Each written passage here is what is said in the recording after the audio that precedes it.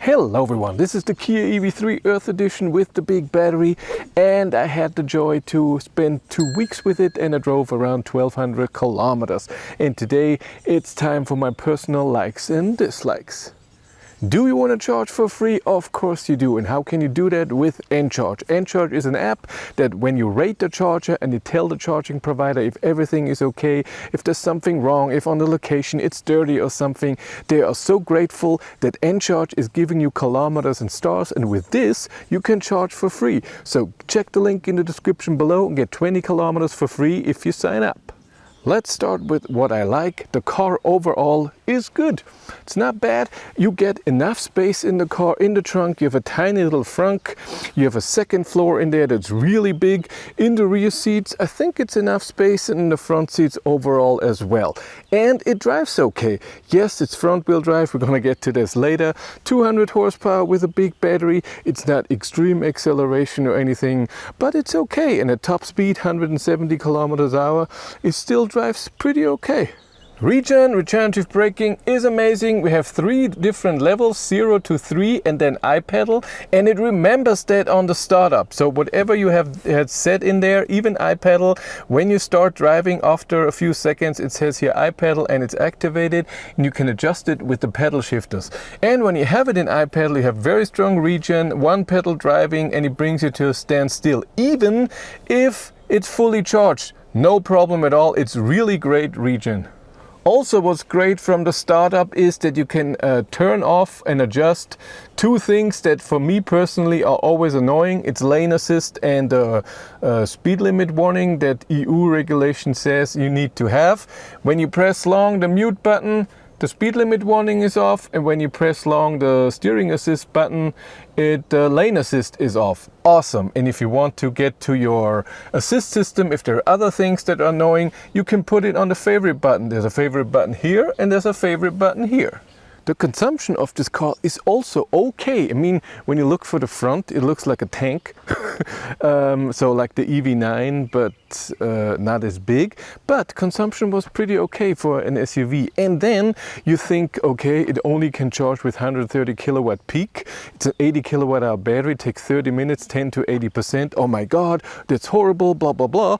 But it stays at that 130 kilowatt till 60, 61%, and then goes down to 120 kilowatt till 71%. Then it gets 90 kilowatt, 80 kilowatt pretty fast down. So if the range at 70% is okay for you, the charging power is fine. So a long distance trip, I did my long distance trip test with this car, was totally okay. It wasn't, oh my God, it's such a big battery, it's charging us so slow, and it's an SUV, consumption will be high. It was totally okay. I was very surprised.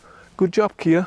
As with every Kia and Hyundai, the real-time consumption statistic here is amazing. You can see how much power is what taking, driving, electronics, climate, and battery care, and then in percentage on your drive. How much the driving take, how much the climate, for example. I like that. It's a great info. Every car should have that, and the EV3 has it too. The climate. Yes, the climate window is a bit hidden behind the steering wheel, but I have everything in here and I can adjust everything in here. I don't have to go to the infotainment system screen, and I have some real buttons for the temperature, airflow, where does the air go. Everything is here. I like that. And for seat heating and then seat ventilation, it's in the door. There you have a start-stop button here, the EV button, and a bit hidden behind the steering wheel. Has pros and cons. Con is that you always have to press it till you can put the gear in. When you turn it off, you can just do this. We don't have to go into park and turn on the parking brake. Just turn the car off and everything is done automatically.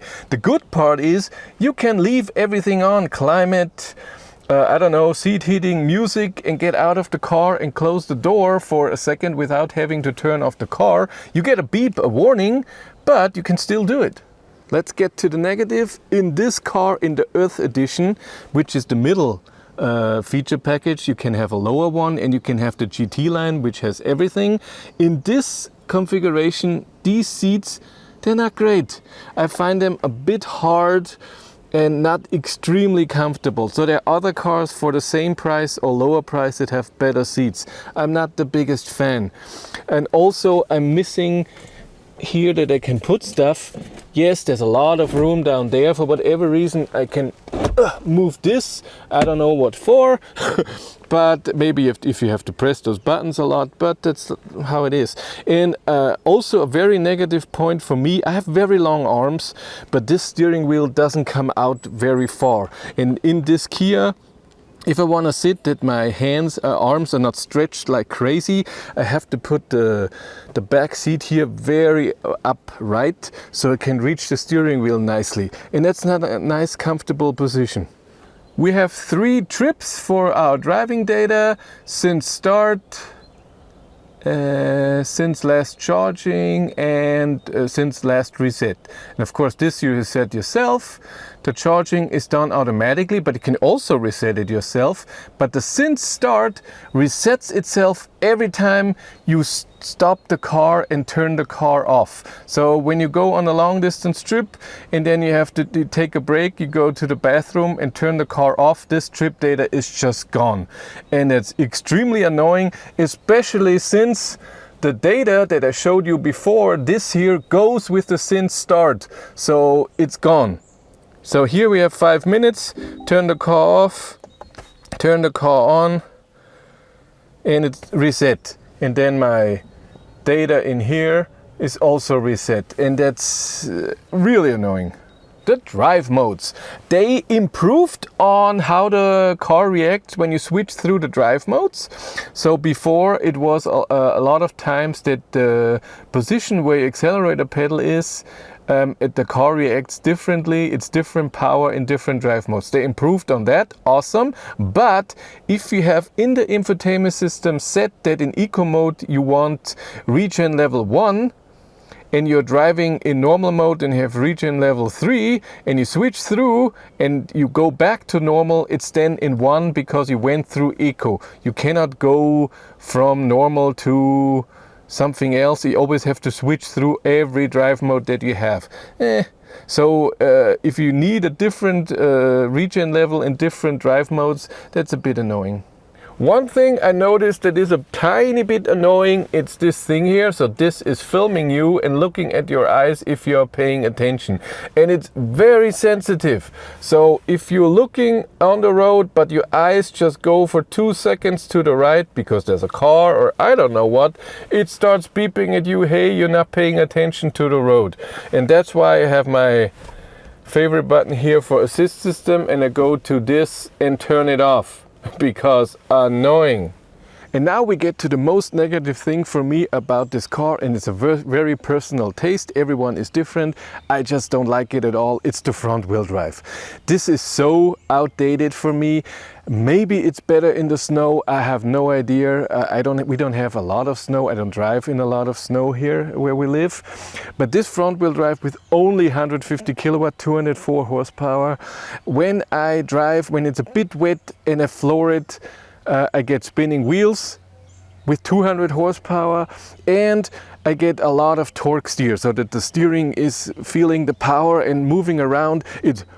You don't even have to floor it full. Even if you use a bit of more power, then you feel it already. And the worst is if you are doing it in a corner. So you steer and then you use a lot of power. It's really uncomfortable and annoying. I don't get the front wheel drive. I'm sorry. I don't know why cheap cars, or the cars that say we're cheap, we're building a cheaper car, why is front wheel drive cheaper than rear wheel drive? So I don't know, even a 200 kilowatt on an ID3 rear wheel drive, you floor it and the steering is fine. There's not some weird movement in here. It's just all the time. I barely get spinning wheels in an ID3. It has to be very slippery. In here, I can do it even in the dry here. I just floor it and I can get spinning wheels. Maybe it has to be a bit wet, so not in the dry, forget it. But still, it's not nice, it's not comfortable. I don't get it, sorry. Maybe the positive is the regen, because the regen is very strong, and like I said, even at 100%. So maybe this is the positive of a front wheel drive motor. But overall, I was really surprised how good the car is. So I would get the GT line for better seats. Costs a few €1,000 more, but you get ventilated seats and you get all the options, head-up display, and like I said, better seats. I would get the big battery. The charging is not as much as a problem as I thought. I thought 30 minutes, 10 to 80%, oh my God, but it's a really big battery. It's totally okay. Long distance trip, this car is okay. The same for the consumption. I was very surprised. Kia did really well. Space is also good. Like I said, for me, it's just a front wheel drive. If this car would be rear wheel drive, it would be amazing for me, and maybe even have an all wheel drive version and stuff like this. This doesn't happen, doesn't exist. Only small battery and big battery with the same motor. Acceleration is okay, not amazing. But like I said, I'm not a big fan of the front wheel drive. If you want to follow me on Instagram, BatteryLife1, and if you want to support the channel, there's a Patreon link in the description below, and here on YouTube there's also channel membership. And if you want to know what's happening behind the scenes, I have a third YouTube channel, Behind the Battery. But that's it for me. Thank you much for watching. Have a great day and take care. Bye.